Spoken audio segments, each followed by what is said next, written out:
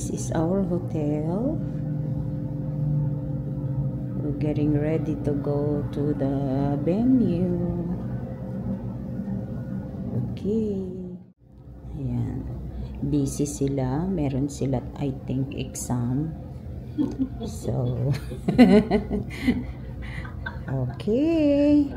Busy-busy yung mga tao. Nila, mga friends. Oh, ayan na yung mga celebrity. Ay, ang ganda nila.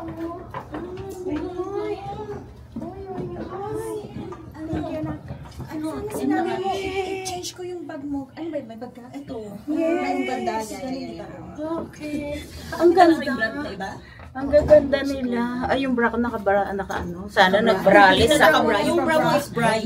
Dapat, ano yan eh. Kasi may lotion ako. Kala ko, braless ako. Meron pa na. Hindi ko siya hinanap. I know! Thank you! Magaganyan sana ang palda. Buti na lang hindi natalo sana kita, Romero. Ay, lahat! Buti na lang. Hindi. Okay, magpipicture daw kami. Not yet. Hold on. Kasi si Romero aalis lang. Hindi ako kasama sa grupo. Lahat. Same colors. Dapat nga pagbabrown ako, sabi ko, pag wala akong nakitang damit. Hindi maganda tita naman eh. Oo, pero naghirap kami magsara niyan. Oo? Hindi huminga? Muntik nang magkatanggal-tanggal yung tahi. Megan, I love your chocolate. I know. Bakit naman may... Ewan ko ba? Ay, ganda. Model. Sige nga, mag-model ka nga, my dear. Sige nga, pakita mo nga yung modeling style. The dry one. Anak, the real one. Not the funny one, the real one. I want the real one. Okay. Walk. It's a video, baby. Oh, yan. There you go. Wait,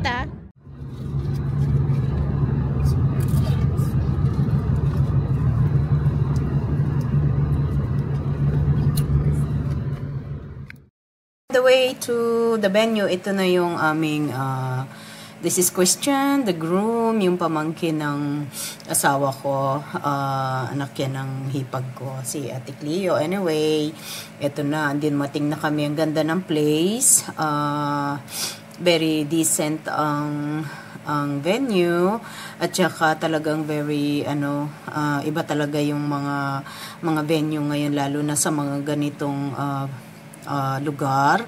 Kaya I cannot say anything naman kahit na hindi na tayo sa church. Usually kasi ang ating tradition is pag ikakasal is always sa church. But now, sa mga garden na lang, kasi alam nyo naman ang mga bata ngayon, iba na sila. Gusto nila yung medyo dramatic yung dating.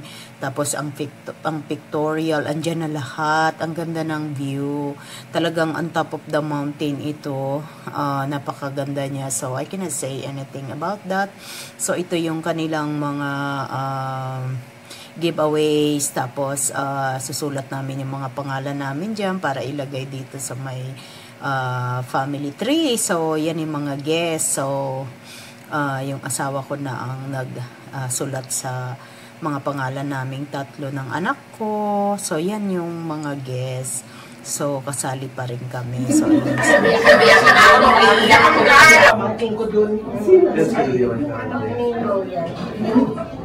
kasi yung mga nawala na, may pictures nandito ako Sylvia Marquez. That's Tita Sylvia. Si Gia at saka si So, pinapakilala yung mga, syempre, hindi naman, kahit andito kami sa Amerika, hindi naman kami nagkikita-kita. So, ini-introduce pa namin yung mga sarili namin sa mga ibang friends and syempre, yung mga family na hindi naman tayo nagkikita-kita lagi. So, anyway, ito yung venue. Ang ganda niya. May mga ginawa silang magandang mga design dito. Katulad yan, on top of that, yan, aakyat na kami. Doon actually sa taas yung pinaka, yung ceremony gagawin. So, aakyat pa kami. So anyway, andito na kami sa taas. Medyo mataas kasi kaya naka-shoes ako kaya it's not easy to walk with the camera. So anyway, ito yan yung mother of the groom, which is my sister-in-law. So malapit na mag-start yung kanilang program. So ayan lang, ganyan lang. Hindi na masyadong, it's not a big wedding, pero it's very very decent naman, maganda siya talaga, and lahat naman ng tao, they naki-cooperate naman sila, they look good naman. So ayan, dito ang ceremony actually yung sa may gazebo na yan. So maganda ang view, and all the way there may mga falls dyan. Actually dyan sila nag-pictorial after the wedding, kaya lang hindi madaling pumunta doon kung naka-dress up ka. But anyway, sa mga bata, it's just normal. It's not, hindi yan imposible sa mga bata, kaya okay lang yan para ito yung mga cousins na magaganda. I can imagine anak, but I feel like you're still here with them, kaya okay lang. There's the kuyas and the uncles, so it's okay lang. You're part of the event. Okay, so maganda ang tapo. Hindi ko to alam dati gamitin, pinilit ko matuto. Oo, may phone doon, Gio. Ha? Nakita mo yung phone? Oo, nakuha ko na. Ang ganda niya. Meron naman silang music, kahit pa paano meron silang nagva-violin dyan sa baba, kaya maganda talaga. Believe naman ako, ito yung mga type ng mga bata talaga, tsaka ng anak ko, kahit ang anak ko, I know she like it.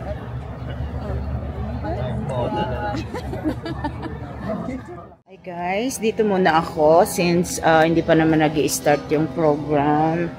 It was overwhelming doon, kaya dito muna ako, okay? Kasi hindi ko talaga alam kung anong pwede kong gawin at this time. Okay, but like I said, trying to be brave. Not easy, but what can you do, right? Kaya dito muna. Alam nyo, hindi madali talaga itong nararamdaman namin sa buhay. Dapat nandito talaga yung alam ko. Hindi pwedeng wala siya, but like I said, talagang I don't know what to say. Oh my God, alam niyo, hindi talaga madali ito eh. Kailangan maging brave ako talaga, hindi pwedeng ganito eh. Every occasion na lang, mahirapan kami, kaya I have no choice. I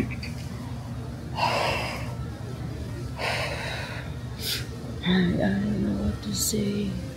So dito muna ako, magtitingin-tingin muna dito para hindi ako ma-overwhelm ng gusto. Kasi wala, ang hirap talaga dito. No.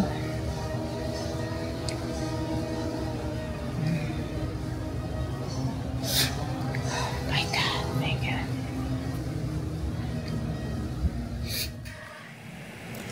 Anyway, mag-start na yung ceremony, so I have to go back to my normal life again. This is another version of my, my feelings. So ito lang, ganito lang ang pinagdadaanan namin.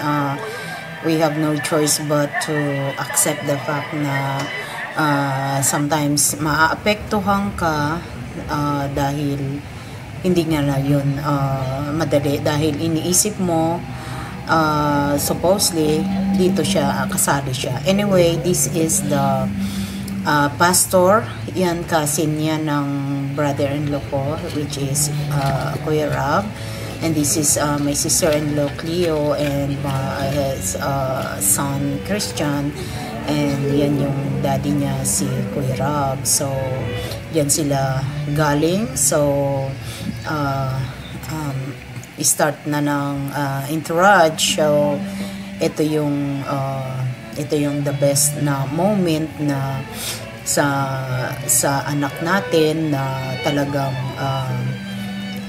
very emotional sana, but sa amin ibang klaseng emotional. It's not like, you know, emotional na yung tears of happiness, you know. Iba yung sa amin kasi it's really hard to see them na ganito, na sa kanila nangyayari tong bagay na to, at sa amin hindi, kabaligtaran. Kaya but we have no choice, like I said, but to keep going. So eto na yung mga kanyang mga sponsors. So, mga kaibigan niya yan, ng si Christina, the bride. So, I think this is the bridesmaid. Anyway, ayan na yung part na entourage, and this is the flower girl. Kaya, ay nako, it's like, ayokong maging sad ito kasi this is the time that everybody's gonna be, you know, happy. So anyway, ito na yung brides. This is Christina and her father. So anyway, wait for my next video, the continuation of this party. So hopefully you guys can please wait for my next video. And by the way, thank you so much for all my subscribers at saka sa mga bagong nagsusubscribe. And please comment below kung may mga question kayo or anything. Just, you know, ask me what you want. Okay, see you next time. Bye. Take care, everyone. Bye.